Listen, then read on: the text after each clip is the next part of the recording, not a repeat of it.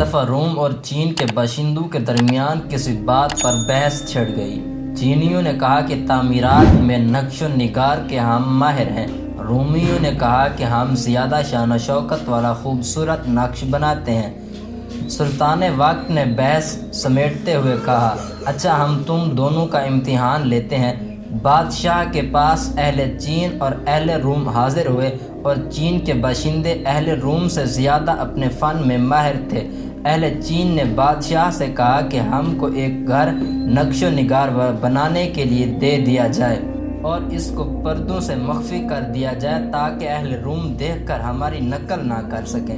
ان شرائط پر انہوں نے پردے کے اندر رہتے ہوئے دیواروں پر نقاشی کا بہترین بے نظیر کام کر دکھایا۔ اہل روم نے کہا کہ ہم ٹھیک اسی منقش گھر کے سامنے جو اہل چین بنا رہے ہیں دوسرا گھر نقش و نگار والا تیار کرتے ہیں تاکہ آپ اس تقابل سے فیصلہ کر سکیں کہ کون سا بہتر ہے۔ اہل روم نے بھی پردے کے اندر چھپ کر کام شروع کیا مگر انہوں نے کوئی نقش نہ بنایا، بس دیوار کو خوب سیکل اور صفائی کرتے رہے یہاں تک کہ پورا گھر آئینے کی طرح چمکنے لگا۔ امتحان اور مقابلے کے وقت جب درمیان سے پردہ ہٹایا گیا تو اہل چین کے تمام نقش و نگار کا عکس رومیوں کے بنائے ہوئے گھر پر اس طرح پڑا کہ وہ زیادہ خوبصورت معلوم ہو رہا تھا۔ بادشاہ آیا اور اس نے ان نقوش کو دیکھا جو اہل چین نے بنائے تھے۔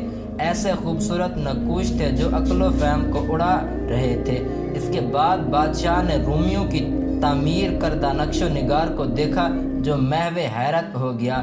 بادشاہ نے چینیوں کے ہاں جو کچھ دیکھا تھا یہاں اس سے بہتر نظر آیا، حتیٰ کہ نقش و نگار کے حسن سے اس کی کشش سے آنکھیں بھی باہر کو نکل رہی تھی۔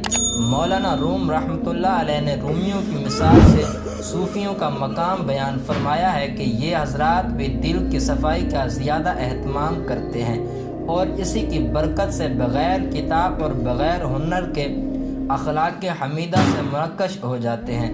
اس واقعے سے ہمیں یہ سبق ملتا ہے کہ ہم اپنے دل کو برے عقائد، برے اخلاق اور برے خیالات سے جتنا پاک اور صاف کریں گے اور اپنے دل کو اللہ تعالیٰ کے ذکر سے چمکائیں گے تو یہ دل ایسا صاف اور شفاف ہو جائے گا کہ اللہ تعالیٰ کے انوار اور تجلیات کا عکس جب آئینے کی طرف صاف دل پر پڑے گا تو پھر کوئی بھی اس کا مقابلہ نہ کر سکے گا، اور یہ اللہ تعالیٰ کی محبت اور معرفت سے چمکنے والا دل تمام مخلوق کو ورطہ حیرت میں ڈال دے گا۔